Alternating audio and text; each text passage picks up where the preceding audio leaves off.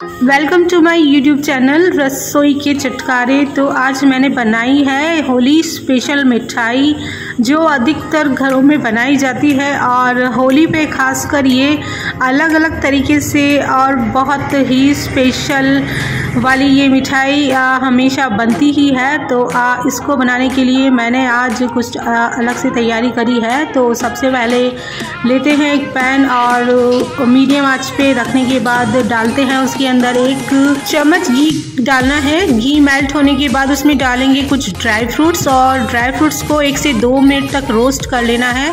फिर इसके अंदर डाल देते हैं हाफ कटोरी के करीब नारियल का बूरा और नारियल बूरा डाल के उसे भी 1 से 2 मिनट तक रोस्ट करेंगे।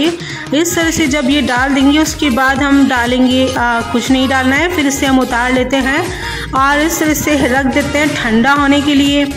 और जब ये ठंडा होता है तब तक हम लेते हैं एक पारत और पारत के अंदर डाल देते हैं 1 से 2 कप के करीब मैदा और मैदे के अंदर डालेंगे 3 से 4 चम्मच के करीब घी।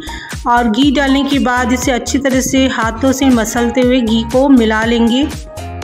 जब घी मिल जाएगा तो इस तरह से उसमें थोड़ा थोड़ा सा पानी डालते हुए हम एक डो तैयार कर लेंगे। और इस तरह से जब ये आटा गूंद लेंगे तो इसको रख देते हैं कम से कम 10 से 15 मिनट के लिए रेस्ट पे।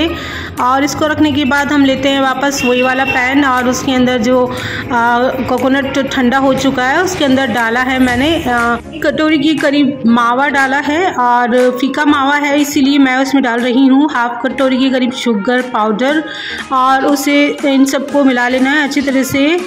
आप चाहे तो मीठा मावा भी ले सकते हैं, उसमें फिर शुगर पाउडर की ज़रूरत नहीं पड़ेगी। और फिर इस तरह से मैंने अब लिया है एक भगोना और उसके अंदर डाला है हाफ कटोरी के करीब शुगर और शुगर के अंदर उसका भी हाफ कटोरी पानी डाल के 1 चम्मच इलायची पाउडर डाल के रख दिया है मीडियम आंच पे चाशनी बनने के लिए। और इस तरह से जब ये 1 से 2 मिनट बाद चाशनी बॉईल होने लगेगी बनने लगेगी तो इसके अंदर हमें डाल देना है 1/4 चम्मच फूड कलर डाल के इस तरह से मिला देना है। और इस तरह से जब ये चाशनी 2 से 3 मिनट तक पकाएंगे और जब ये तैयार हो जाएगी तो इस तरह से गैस बंद करके इसको रख देंगे। अब हमें लेना है वापस आटा गूंदा हुआ जो हमने तैयार करके रखा है, उसके इस तरह से छोटे छोटे से लोए बना के और उनकी इस तरह से छोटी सी पूड़ी बनाएंगे और उसके अंदर डालेंगे मावा वाला मसाला। और ये मसाला डालने के बाद इसको इस तरह से पैक करेंगे और इस तरह से हाथों से प्रेस करते हुए हम इसके डिज़ाइन बनाएंगे क्योंकि बिना सांचे के तैयार करने हैं हमें। तो इस तरह से इसको फोल्ड करते हुए ये डिज़ाइन तैयार करेंगे इसके ऊपर।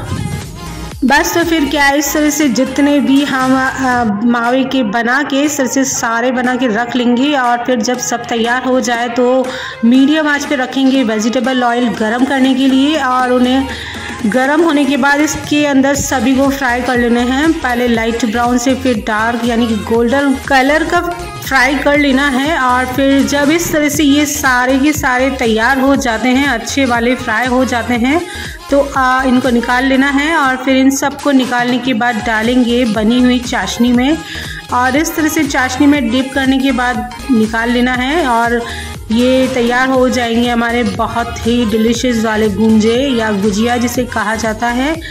तो इन सबको निकाल के फिर इनकी चाशनी निकालने के बाद ये एकदम ड्राई हो जाएंगे और चाशनी इनकी सोख चुकी होगी। और ये है बिना चाशनी वाले गुंजे जो मैंने बनाए हैं और ये चाशनी वाले।